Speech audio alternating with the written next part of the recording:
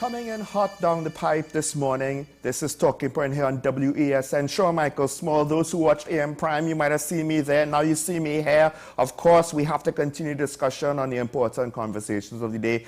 And to start off this morning, today, we got some news, something that we anticipated. Those who watch the show regularly might have heard the implications in our commentary with regards to Venezuela and the stipulations for the lifting of the sanctions that happened not too long ago. Well, it seems those days might return. What does that mean for us? We're not entirely too sure just yet, but we'll have that to unpack, as well as some other things coming out, some realities, I think, that needs to be acknowledged, whether we like them or not. I hinted at one of them on AM Prime earlier this morning. And of course, later on the show, we have the good lady herself. She is going to delve into a more technical issue, the ongoing saga that is with regards to ProMan and its link to Guardian and its sale and who should have known, who didn't know, how it was done, and the court matter that now is still ongoing and making waves, as it should. However, before we get into that, let's start from the top and kick off today's Daily Review.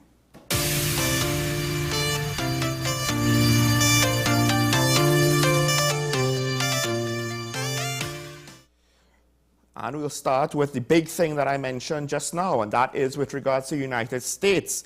After a Venezuelan, I think it's the Supreme Court, basically they upheld the 15-year ban, I believe, with what is perceived to be Venezuela's, I guess you could say, elected opposition leader approved of. I believe there was a vote. I think the government is not necessarily looking at it being legitimate for Maria Machado. And the Venezuelan Supreme Court, yes, upheld the 15-year ban. This, at least on the surface, goes against the, for lack of a better way to put it, terms and conditions of lifting of the sanctions. And that is to have free and fair elections in the upcoming Venezuelan elections, which I believe are this year. So what has happened? Well, we know two things. One, the deal that allowed the sanctions to be lifted, basically a license that happened that was in need of renewal. This is not our license. This, I believe, is a general license for the oil and gas sector. I'm trying to get the specific information. It's more or less implied that that license will not be renewed. That license, I believe it needs to be renewed by April of this year. And looks as though, yeah, that's not going to happen, right? It's the deal that the United States and Venezuela made last year in Barbados. So that's not necessarily, it hasn't happened yet. The effects will occur if and when the lack of renewal actually happens in April, and then we'll see the fallout. What has happened, I believe already, is that the United States is putting sanctions on Venezuelans' mining sector. Because remember, they are not just limited to oil and gas, they also have mineral wealth. Both of these things are foreign exchange earners for Venezuela, which is a big deal for the country. And this seems to be something that the United States is more willing to enact with immediate effect. Now, what does that mean for us? We don't know. I think part of the thing with the oil and gas licenses, they're waiting to say, well, we just won't renew it, right? And this goes back to some of the fears that people have had. And I think this was sort of built into the American decision, right? By default, they only have it for 2 years, and you have to renew. And a lot of skeptics kind of point at that and say, well, you know, that means that they're not committed. Not necessarily. But to be fair to the skeptics, this sort of thing happened. And I think the United States had that, so automatically they could just let that kick in. They don't need to do anything about it. If you don't conform, we just won't renew and sanctions come back. The thing is, though, the oil and gas from Venezuela, particularly natural gas, I think, in some respects, is part of the global reserve. The entire planet has only so much amount of oil and natural gas. The crisis, the energy crisis seen because of what happened with the war in Ukraine and what that meant for Russian oil and gas supplies to the world, it meant that Venezuelan resources became all of a sudden a little bit more necessary, a little bit more, enticing. And it gave Venezuela room. I don't know if the United States, to some extent, anticipated this possibility and might have specific deals for specific circumstances, including our own, which could potentially mean that in the long run we might be okay, maybe.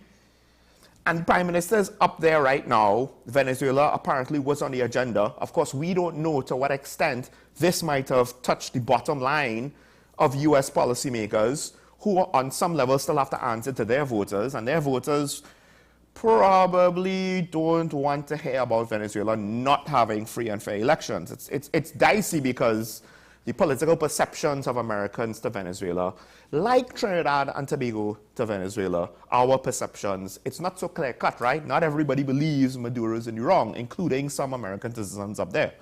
So we don't know where the United States' bottom line is. And because we don't know that, we don't know how far this will go and what it means for our deal. Most likely, I think, we cannot rule out the possibilities. So that's why I think it's most likely. Not with a great degree of confidence, but just to some extent, we might see our license also not being renewed, right? That fear from the critics who wanted to say, this is not as good as it looks, don't celebrate yet. While I don't think that it was never intended to not be renewed, I think it was intended for it to be renewed. That was the process by which the American government was going to function. Unfortunately, my fear of Venezuela going to do something a little bit what I might think of as stupid. Maybe I'm wrong. Maybe Machado really isn't legit. It's hard. Venezuela has a perception deficit, just like our government, maybe even more so. I thought that the Venezuelan government might have done something, and then we get what we get. Now, I expected it to be over Guyana, and maybe that was saber-rattling. This is seen as even more of a domestic issue, to be fair, but it's kind of spelled out, right? In the agreement, this is what we need. They didn't ask Venezuela for money. They didn't ask Venezuela for alliances and treaties. They just said democratic elections, free and fair. And I guess that was too hard for Maduro. Apparently, the Venezuelan Supreme Court, they're appointed by him. They're all his backers. And they, like many a political appointee, apparently, they want to keep eating our food. Maybe, right? We don't know for sure. But that's what it looks like to me. And therein lies the problem. They are perceived as more corrupt, let's just put it that way, than our own government. If we don't even like our own government, how much confidence are we going to have in their government, the way things are going?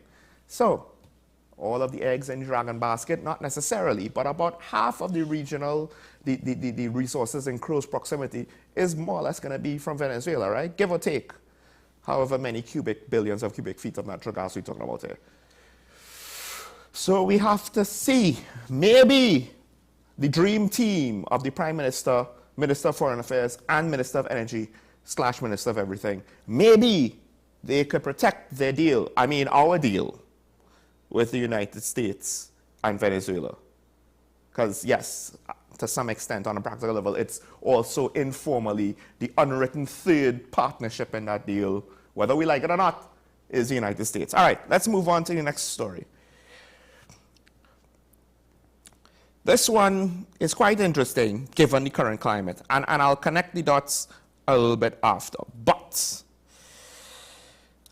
the Estate Management Business Development Company, EMBD, kind of surprised they didn't put the C in there, but oh well. They took some contractors. They have a $400 million cartel claim against them, and the stakeholders, the relevant parties, attempted to get that court matter dismissed, and a judge said no, so they appealed, and they lost the appeal. So that court matter is going through. $400 million, right? A claim filed against a group of contractors with regards to contracts being supplied, I think, just before government switched over in 2015, and to some extent, claims are made that some of the work done for the money paid out, it's not really there. Right? We didn't really get anything. the selection for the contracts, of awarding the contracts, that is suspicious. The payment and the lack of productivity with these contracts, that is suspicious. So much so that apparently, I think at least one of the judges at some point in the process pointed out to the fact that, hey, some of these things don't seem right. They seem way beyond the norm, right? They're outliers that brings up too many questions, which seems why twice now they basically lost both the filing to dismiss as well as the appeal. So 2 sets of judges, give or take, they didn't go for it. They think there's a case here. That doesn't mean that it's guilty. That doesn't mean that, right? But there's enough to be asking questions. That's basically what transparency is, right? We have questions, you want to dig into the matter. And then, hopefully, an objective process in the courts. To what extent do we believe? I do believe the courts are objective. I hope that the courts are objective. I also do know of areas, lower levels, less public levels, smaller scale matters. I don't know if it's objective. But high-profile cases like this, so far, I haven't had any questionable decisions. I have no reason to question the courts. Usually, same courts sometimes takes the government to task, right? So it's interesting to see where this goes, because the problem is one of the people involved is opposition MP Munal Rudilal. He is involved in this matter. I believe he is one of the defendants. And now you have to ask, and I guess it works both ways, right? There seems to be something here. There's enough to take this to trial. Whenever you have a politician involved, granted, this of course is talking about, the award of state contracts and the dispersal of state funds. So it's already political, but you've named an opposition member. It just makes it more political. Does that mean that this is a bad faith situation? Not necessarily. It's just that we have a right to ask the questions, and I guess to some extent, this same case is more or less going to determine whether or not Mr. Munal is involved, does have anything to answer for, right? So again, let's not say guilty until proven innocent. Let's say innocent until proven guilty, whether we like the gentleman or not, whether we like the people involved or not. That is, in my estimation, the standard. But I do find it interesting, right? We just think about the last several years, the amount of different matters and accusations that seem to have enough substance behind it that they should proceed to a further point. Not all of them have, ANV drilling, most famously, that involves various members of the government. And by the government, I mean the majority and the minority. That is to say, the ruling party and the opposition party. Again, I don't like the word ruling, but if I say government, people just think it's the majority side. He's an opposition MP, he's a member of parliament, he's a member of the government. So we've just had a lot of them. And it's not as though they've been all one-sided.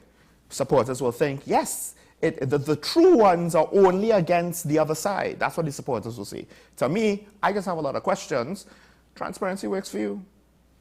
Let this court matter go through. I want answers. If it answers that the opposition MP is innocent, then that's what it is, because I can't condemn the man if there's not enough evidence for him to be guilty.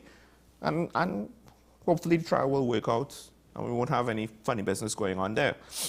Now, moving on to the next story. And again, it's interesting where things are getting charged politically. We have an election coming up. One of the things, and some of my callers pointed this out. They pointed this out. Well, before I get into that, sorry. With regards to the political charge climate, the opposition leader, of course, they had anti-crime talks, right? A lot of people were there, as we saw in the photos. You could catch it on their social media. One of the people that spoke at the most recent meeting was former Vice President of the Senate, Leonard Bradshaw. I believe he was with the NAR, back in 1988 and 1991, and he's basically saying you have to change the government if you want to reduce crime, right? It's a very straightforward statement. On the surface, that kind of makes sense, you know? Change the government in order to reduce crime. The problem is then it's reported to have gone on and said, he has said, many of the young perpetrators of crime are Afro-Trinidadian men. Many of the high crime areas are those represented by the PNM. You make a correlation, and then he says that, yeah, crime could never be reduced because many of the crimes are being committed by people who support the PNM. And that's a hell of a correlation. The data could correlate to that. It can. That doesn't mean that it's proven to be a measurable fact. It's interesting. I don't know to what extent because he's not a UNC member as far as I'm aware. Maybe I'm wrong.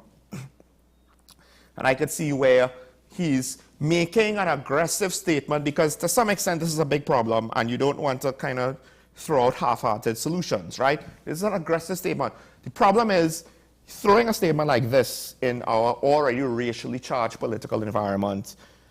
I wonder how responsible is it to make this statement. Yes, there is some truth to the fact that our crime and criminal elements are of certain demographics. But that is not some pie-in-the-sky unique thing that is a misrepresentation unique to here, nor does that mean that we have some unique failure of part of our society unique to here. We have similar issues that other jurisdictions, other parts of the world have, and it's a challenge for everybody involved. You want to now put the race and culture component as the sole reason